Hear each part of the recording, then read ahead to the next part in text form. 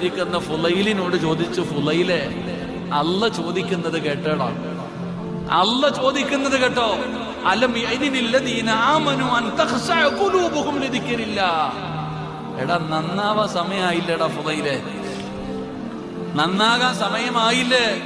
എത്ര കാലമായി ഇങ്ങനെ നടക്കുന്ന, എന്തെല്ലാം പാപങ്ങൾ ചെയ്തു, എന്തെല്ലാം തെറ്റുകൾ ചെയ്ത ഫുലൈലെ, നന്നാകാൻ സമയമായില്ലേ? ഫുലൈല് കരഞ്ഞോണ്ടിറങ്ങിപ്പോയടോ. ആ വ്യഭിചരിക്കാനിരുന്ന ഫുലൈല് ഖുർആനിന്റെ ഒറ്റ ആയത്ത് കേട്ടപ്പോ നിലവിളിച്ചുകൊണ്ട് ആ പെണ്ണിന്റെ മുമ്പിൽ നിന്ന് ഇറങ്ങിപ്പോയി.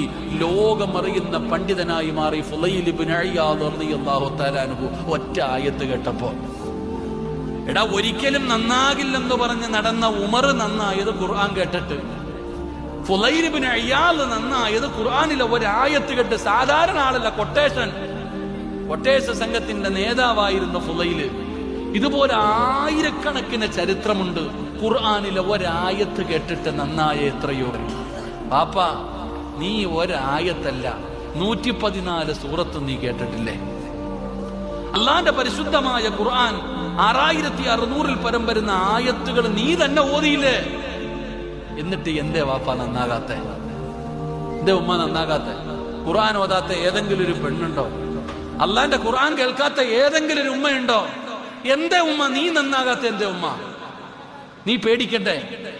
ഒരായത്ത് കേട്ടിട്ട് നന്നായെങ്കിൽ നീ ഖുർആൻ മുഴുവനും കേട്ടിട്ട് നിനക്കൊരു ഭയമുണ്ടോ, ഒരു പേടിയുണ്ടോ? ഏത് വൃത്തികേട് കാണിക്കാനും, ഏത് തോന്നിമാസം കാണിക്കാനും നമുക്ക് ഭയമുണ്ടോ? ആണായാലും പെണ്ണായാലും നമുക്ക് എന്തെങ്കിലും ഒരു പേടിയുണ്ടോ? അള്ളാഹു ഉമ്മത്തിനെ കാത്തിരക്ഷിക്കുമാറാകട്ടെ.